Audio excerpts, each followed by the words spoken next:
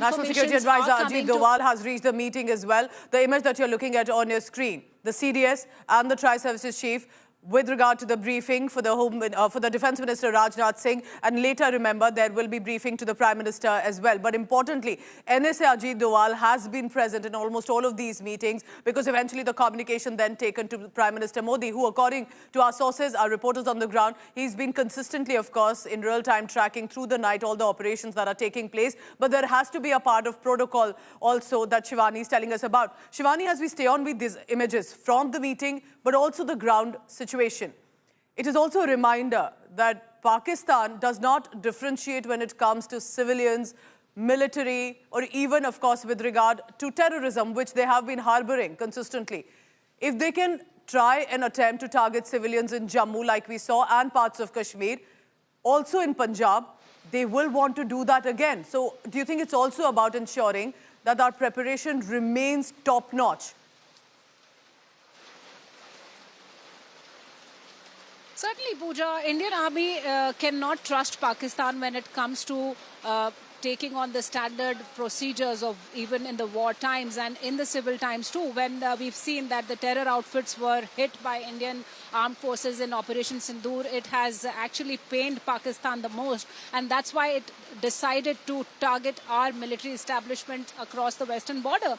And this all was expected out of Pakistan, because Pakistan, this is not the first time when it has been doing so. We've witnessed so many terror attacks on Indian citizens through these decades, and to which Pakistan has been it has been endorsing these terror outfits and not cooperating in the investigation. So this time, as we were hearing Foreign Secretary Vikram Misri in the MEA briefing last evening, he said that it's high time. We do not want Pakistan to keep on stonewalling these terrorists. It is now time that we must act. And Pakistan has been resorting to unprovoked shelling on civilian targets mostly. Because, Pooja, what we've been reporting, that there are casualties on Poonch side. 16 were yesterday's count, but we are getting some inputs that this count could have gone higher, because the intensity of last night's shelling was much more as compared to last two nights. So we cannot trust Pakistan. India is preparing well. The evacuation plans are going on. The people are being evacuated now. And also the ceasefire violations are being given a forceful response from the Indian Army.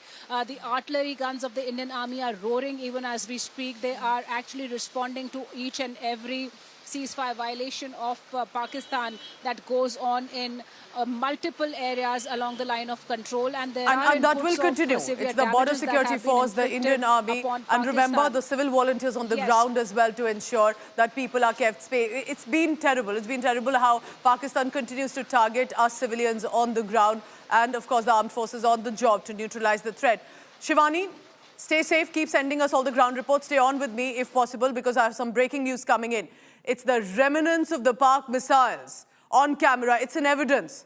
Look at these images about to come on your screens. These missiles were fired by Pakistan, successfully intercepted last night. They could not cause the damage it intended, especially in civilian areas. It's the Indian Air Defense neutralizing these Pakistan missiles. This is official information. We are putting out evidence for you, not simply a conjecture.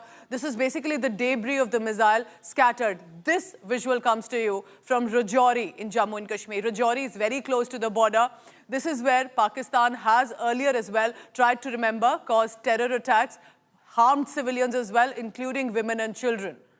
And right now, missile debris that has been found from Pakistan. It's a reminder of Pakistan not differentiating between civilians and military as much, wants to harm our people. Shivani, I bring you in here. You've got us a report, whether from Uri, whether from Poonch and other areas. Rajouri as much. This is where Pakistan has indulged in terror attacks. It has harmed our people as well, from Rajouri, the belt of Riyasi and more. Tell me about this missile debris. It is evidence that we have now as much about what Pakistan attempts to do even in civilian areas.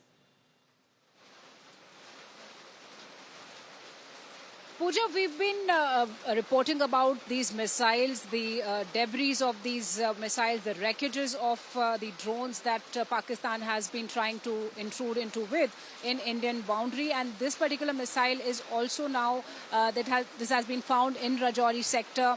And this is the missile that was being attempted by Pakistan to harm the Indians, harm the innocent civilians, remember, because all these targets are not only the military establishments, but also the cities. Remember, Jammu, which is a city where multiple drones were targeted from Pakistan. Rajouri area, that remains an area where in south of Pir Panjal we've seen a lot of intensified terror acts in past few months, and Indian forces have been neutralizing these terrorists. So this whole belt has been affected. Pakistan has targeted this belt, but Pakistan's failed misadventure and its reminiscences are now very evident on ground. We are being reporting about multiple such assets that were downed by India, including the aircraft of Pakistan that are already on ground. They have been shot by Indian missile systems. So multiple such assets China had given to Pakistan for its use has now been neutralized by Indian forces on Indian grounds, and the evidence and the proof of all this misadventure lies here and there in the debris in Indian soil.